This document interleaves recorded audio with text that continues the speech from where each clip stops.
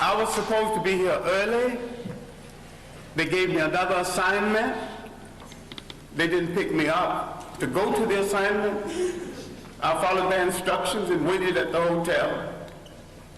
I would love to be here when I can be more fully in depth on this subject, because there's a whole lot of illusions about Africa's relationship with other people in the world. There's a whole lot of illusion about our relationship to the religions in the world. And these belief systems that had its origin in Africa, all of them, and there is no exception, turned on African people. I said there is no exception. And there's one thing you have to get through your mind and keep it. Nothing that ever came from the European mind was meant to do anything but facilitate European domination of the world. And I said there's no exception.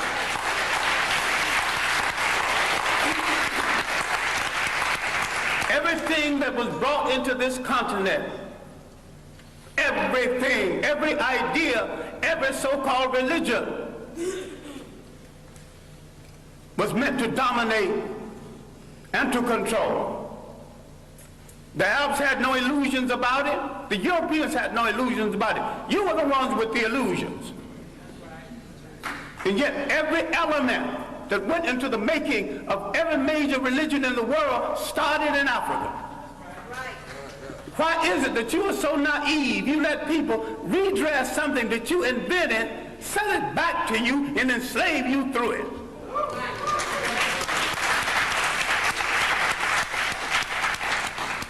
I'm saying that all organized present religions are male chauvinist murder cults.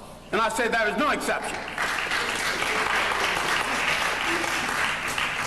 Why I wanted to be here earlier, I wanted to deal with our relationship with the people of the world and the fact that we created peaceful nations that had no word for jail because no one had ever gone to one. No word for old people's home because no one ever threw them away, grandma and grandpa. No word for orphanages. We did all of this, and over half of human civilization was over before we knew that a European was in the world. Before he wore a shoe or lived in a house that had a window. Now, Africa has always and still is the prize for the whole world. We as a people have always been the world's richest people, culturally rich, mineral rich. We have always been the prize because we have always had and still have something that other people won't, think they can't do without, and don't care to pay for. Because we have always been the prize, we have been under siege for over 3,000 years. Nothing that ever brought into Africa from the outside was meant to do the African any good. That means all other religions. Islam was the handmaiden of Arab imperialism. Christianity was the handmaiden of European imperialism. The Hebrew faith was the handmaiden of a concept called the chosen people. Now, if God is kind and God is merciful and God has no stepchildren, he won't choose one over the other. And to say he chose some people, you're making him a bigot. And to say that he endorsed enslavement of one people over the other, you're making him an accessory to murder. The Arabs used Islam to rationalize their slavery and their imperialism. The Europeans used Christianity to rationalize their slavery and imperialism. Who are you kidding about friends in the world? Damn it, if you want a friend, look in the mirror.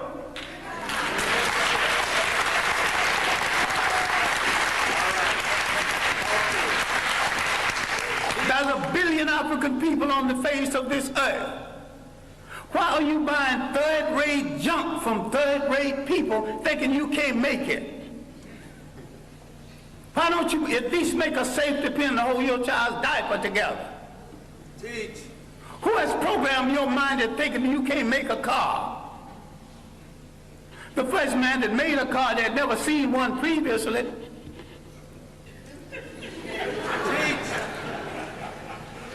The Japanese bought cars, bought locomotives, broke them down and studied them, and had a Japanese technician produce each piece, put it together, and had a much better train than the one they copied from. All knowledge in the world belongs to everybody in the world. Yes. Who has programmed our mind in assuming that we cannot run a nation and run it well? The main thing imperialism did, slavery and imperialism,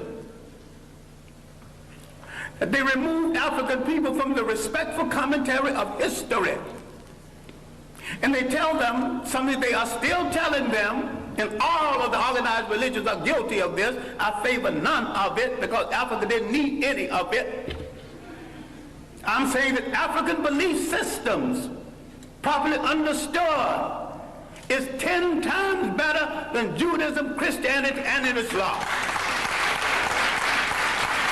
And better for the Africans. So you might have some romance with one of these religions. I have no romance with any of them. I have a romance with reality and truth. And the chips can fall where they may after I tell it. As for friends, you have had no friends. When they discovered you, they began to prey on you. Now let's look at our relationship with Western Asia, mistakenly called the Middle East.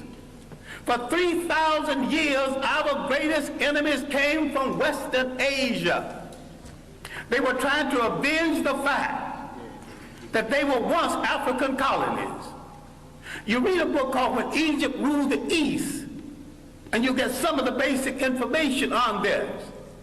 Now, the first visitors to Africa came in the 1700s BC. These were the people who would later be called Hebrews. Now, black people are ticklish on this because black people think that everything in the Bible is true. I question the intelligence of anyone who thinks everything in the Bible is true or supposed to be true.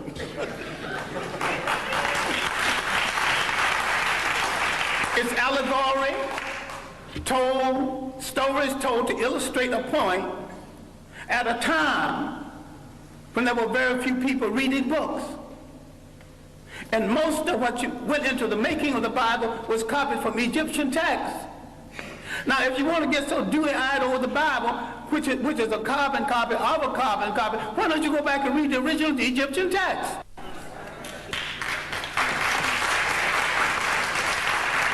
Then you see where all these stories started from. You see where the story of the Exodus started from. Now, you get so dewy-eyed, you actually think there was an Exodus. These people walked into Africa. Why couldn't they walk out?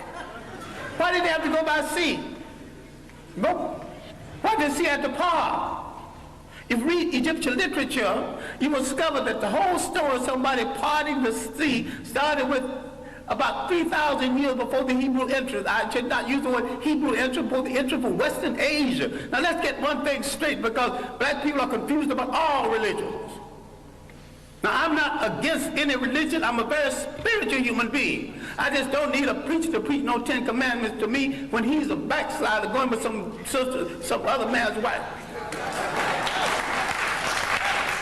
I'm intelligent enough to pick from the 10th commandment, who were not commandments anyway, but they were omissions of purity at the great school at Luxor, the great African training school.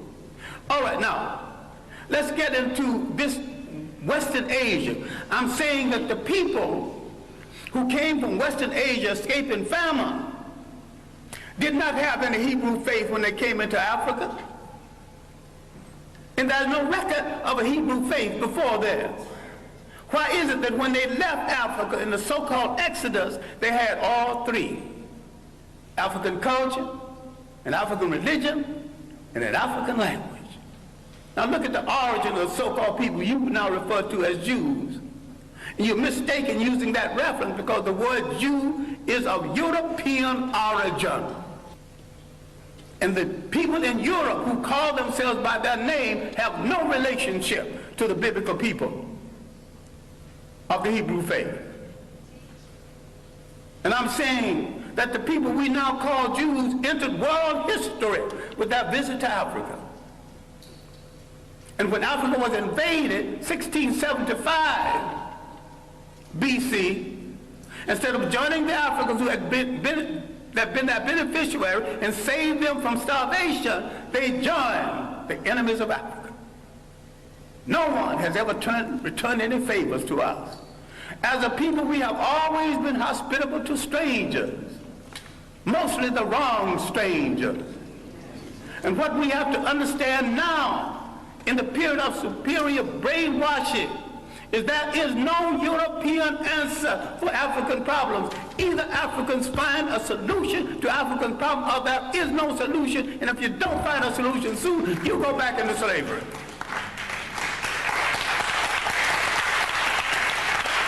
We have to stop all of this nonsense about who belongs to what religion when all of them were imposed on us in the first place. We stop all this fight between Muslims and Christians when neither one of the religions are doing them any good or moving them toward independence. All of them are handmaids of conquerors. All of them are religions of conquerors.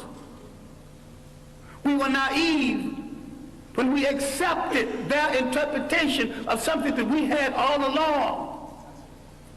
I'm saying we need to take a good look at ourselves. I'm not talking about burning churches. I'm not talking about getting rid of religions. Understand me well. I am saying that every single thing that touches your life, religious, socially, and politically, must be an instrument of your liberation, or you must throw it into the ash can of history.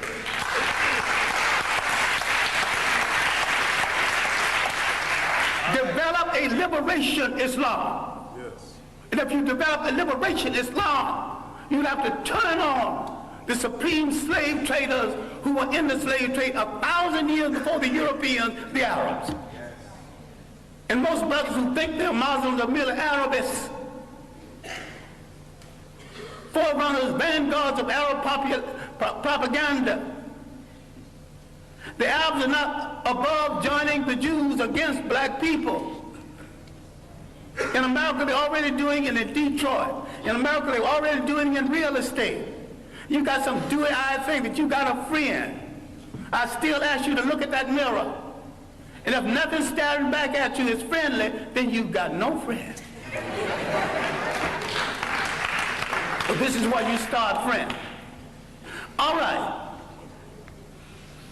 I'm saying something which you need to reconsider. I'm saying that everything that came into Africa, every people that came into Africa, did not come to do Africa any good. Everyone and every religion and every people who came into Africa declared war on African cultures. They began the bastardization of African people, created confused mulatto who didn't know whether he's to be loyal to his mother's people or his father's people. That confusion is still here. The fascination for the color of the conqueror and the fascination to go to bed with the conqueror. Now that's raw and mean, but it's true. Now, some time ago, a North African leader, Gaddafi, was sending some Libyans to study in Europe. And he told them what any good nationalist would tell students going to study: I'm not sending you to Europe to find a wife. I'm sending you to Europe to gain the technology to come back and make Libya a strong nation, a strong Islamic nation, and a strong Arab nation. And you cannot achieve any of this between the legs of a European woman.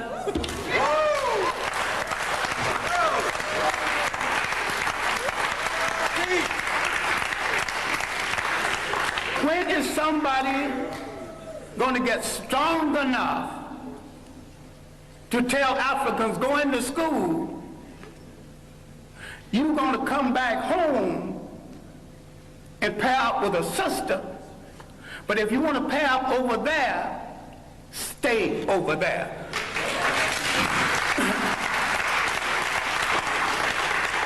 Now, the one thing we have to look at, and I'm sorry, I'm going to have to conclude on this because I've left out a body of information. At the university, I teach an entire course, semester course, on Africa's relationship to other people. And I devote several semesters to Africa before Europe, the consequences of the coming of the Greeks, who stole a lot that they think is their culture, stole a lot that you think is Greek philosophy. We've been the victims of propaganda. And yet, if you read the Journal of African Civilization, other works, we have lived in Europe, we've lived in Asia, we've lived in the Americas. The African people have already proved that they can get along with different people, amalgamate their culture with different people without one hint of a war between us. People who come into Africa immediately declare war on African culture, standards of beauty, standards of conduct, and change the African concept of theirs so they can rule through him. This was true of the Greeks, who began the bastardization, again, the European bastardization of Africa. The Western Asians had begun it 3,000 years before that. The Romans, a bunch of well-dressed thugs who could write well but couldn't think, who borrowed practically everything. They laughed at the Africans' concept of Christianity. The African was practicing and not giving it a name. This is why you don't know nothing about the African origins of Christianity.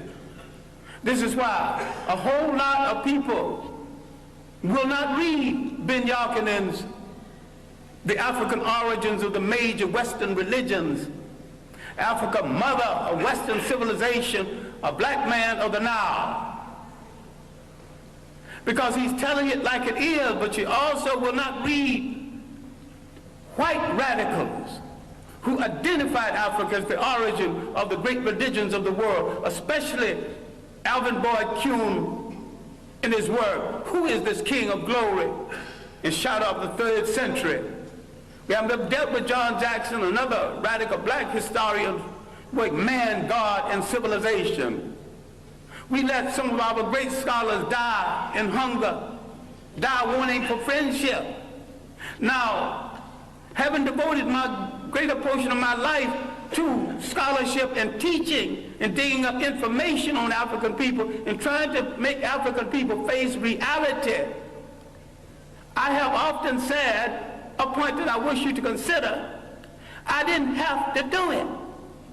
I chose to do it, and if I had to do it over again, I would do it better. But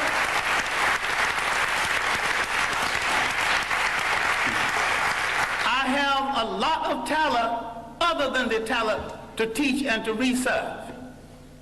I've never met a rich man who had a better mind than me. So if I wanted to succeed as a rich man, I could have done that. I never met a crook who wasn't a fool. I could have been a good crook if I chose to be a crook. I chose to be a teacher of African history. I chose to look in the Bible where I couldn't find my people. I started looking for them in the world, and I didn't stop until I found them. And I know why they are left out of the Bible. I know why all the angels are white. You mean to tell me God is merciful, God is kind, and not one little brown or black angel sneaked into heaven? I ain't buying that. Now the Bible that you get so dewy-eyed over is one of the greatest pieces of propaganda ever written. If you want to read the Bible, why don't you read the Bible one day and read Mein Kampf the next day and see the comparison? That's hard on your mind. Because you think if you don't have Christianity, Islam, or Judaism, you don't have to have spirituality. I've got more spirituality after I put all of them down. And I've got more religion after I put all of them down. All right, now let me conclude something that has no conclusion. We have to look at the impact of Europeans on Africa. All impacts have been negative. The Romans laughed at the early African Christians. Finally, for political reasons, they stopped killing Christians and became Christians. I'm saying the Europeans became Christians for political reasons, as the Arabs became Muslim for political reasons, and as the so-called Jews became Hebrews for political reasons. People use organizations for political reasons, and what we get so dewy-eyed and think we're dealing with the truth. If you look at indigenous African belief systems, if you look at the idea when Africans had no churches of any consequence because these fools came here and said, this is the house of God, and the African looked at that church and said, if God who made the wind, the spring, made the ocean roar, and you're going to tell me he can fit into a little thing you call a church? That is no house of God. So some Africans had the common sense enough to move away from it, and some had the common sense to burn it down. I'm saying that you're closer to God when the further way you get away from organized religions that are all handmaidens of conquest. The Roman Empire developed during the early period of Christianity. Remember, the Roman Empire started in Africa. It rose in Africa. It fell in Africa. A lot of people need to stop reading some religious books and read some straight history without fable, without supposition, without myth. Read straight history. Read the Mediterranean world in ancient times. She's a racist, bigger, but her chronology is good. And there's a good history of the European trying to move out of Europe into the Mediterranean to find something to eat, to put on that gosh darn awful European food. He has solved his problem at the expense of other people. The slave trade liberated Europe from the depressed economy they had created with the so-called Crusades and through the famines and the plagues. Europe always solves its problems by preying on people outside of Europe. They are in a position right now that they have betrayed true socialism, which was not of European origin in the first place. And some people are confused between Karl Marx and Groucho Marx. I think a lot of people are Groucho Marxism instead of Karl Marxism. They're funny people.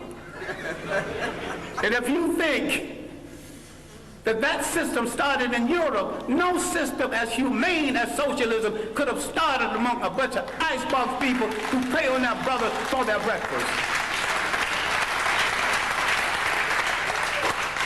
Read Kwame Colson's work, The History of the Modern World, especially the early chapters. Now, the evidence of Africans in the New World, the evidence of 1,000 years of civilization before slavery, all of this I'm not discussing because there is no time. But when the Romans disgraced themselves in the mismanagement of Christianity, they created a vacuum. Islam moved into that vacuum. The Africans thought that Islam would get the Romans off of their back. They were right. Islam got the Romans off of their back, and the Arabs jumped on their back, and they're still there, using Islam to justify it. Now, the African military man, because we are the greatest fighting machine in the face of the earth, if we ever discovered this, people are going to start running. Under proper leadership, proper inspiration, properly equipped, the black man is the greatest human fighting machine God ever created, if indeed God created it. I think the gods of Africa created it. Once you lose track of your heritage, you lose track of your liberty in this world. The Europeans doing the slave trade not only read the African out of history, they colonized history, they colonized information about history. They colonized image. They colonized the image of God. Who told you Christ was white? He was born in that part of the world predominantly occupied by non-European people. So you should not get into the argument about whether he's white. All you have to say, was he a Greek? No. Was he a Roman? No. But these were the only people partially white in the area at the time. If he wasn't a Greek, he wasn't a Roman, he was one of those other people. You don't have to argue about the shades of color. So far as you're concerned, once you establish he was not a woman, he was not a Greek, your conversation is over.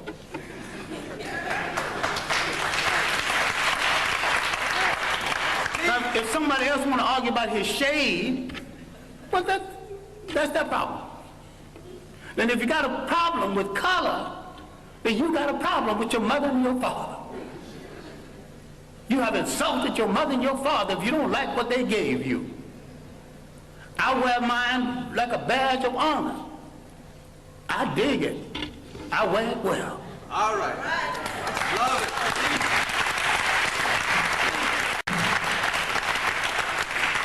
I'm saying in closing, and I am closing, that what you have to do is take a holistic look.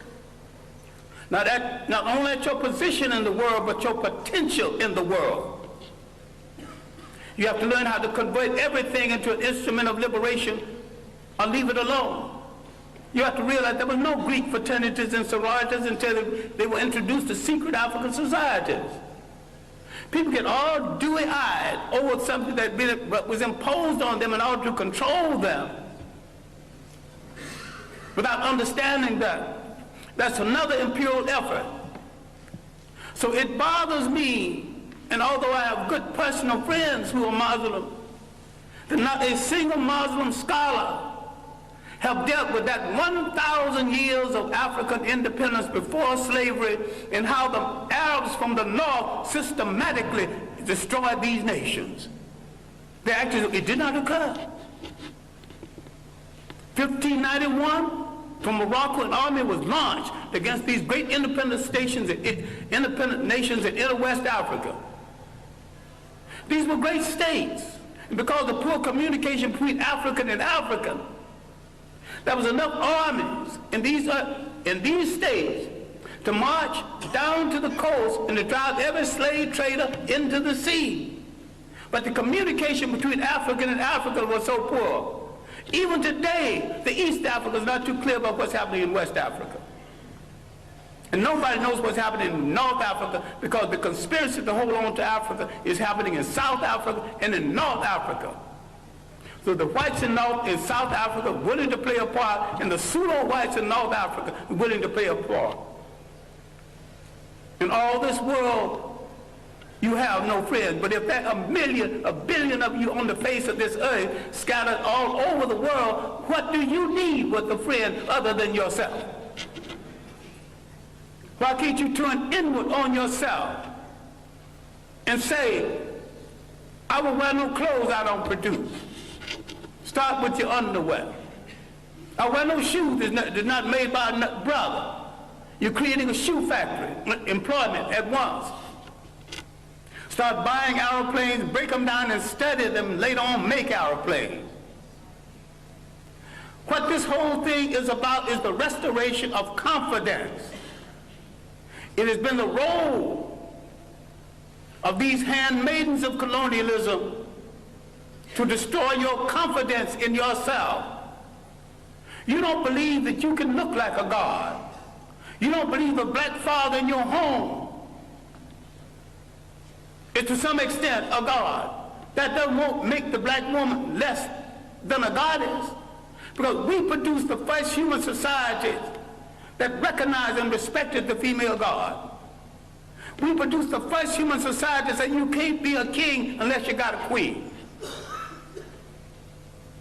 You can't be a god unless you got a goddess. So you can see All of these social ills that people are defending now, none of it started in our countries. I defy anyone alive, and those who want to come alive, come back and prove me, I invite them too, to show me one single case of sexual deviance or maladjustment any place on the African continent before the coming of foreigners.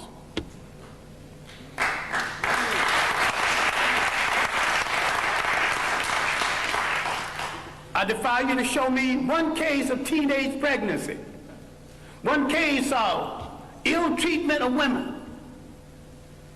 We got confused with someone else's ideas, someone else's concept and definition of us. What we have to understand is that faith has not spared us for an idle reason. A whole lot of people who've been hit less than us are extinct. What is there in us that made us strong enough to take this heavy blow? 500 years of slavery, one way or the other. Slavery, neo-colonialism. What made us strong enough to survive? What is faith saved us to do? And inasmuch as we gave the world its first humanity, faith has saved us to give the world its last humanity.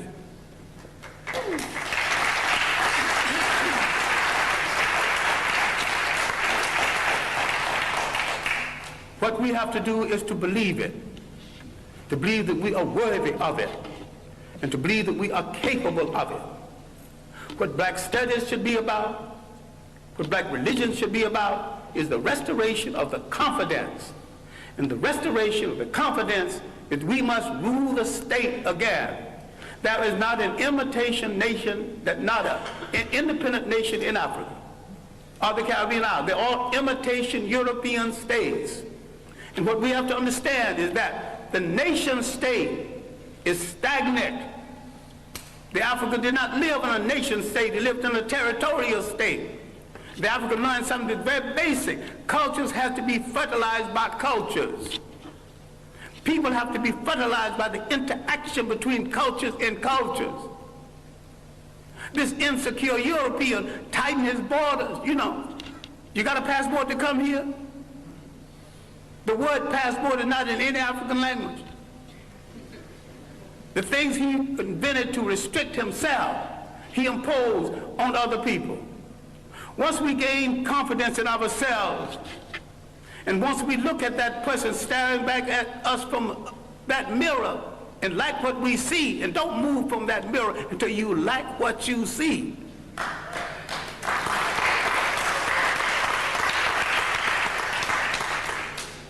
Then, in coordination with other African people throughout the world, we will give the world a new lease on life. We will turn to all of our people and not one part of them, because we came from a matrilineal society that respected women to the point the lineage came down to the female side. We must answer the call of the great African-American poet, Margaret Walker, who said, "Let the dirges end, let a new peace begin. Let us write a new covenant for the freedom of ourselves in the world." African men throughout the world need to step forward and answer Sister Margaret and say, "Sister Margaret, we have heard your call, and because we have never been a society that excluded women, with our women at our side, we are ready to pick up the challenge. We are ready to start a revolution that will change the world. We won't get ready tomorrow because tomorrow's things are left to tomorrow. We will start our revolution right now, and we will start it with ourselves." Thank you.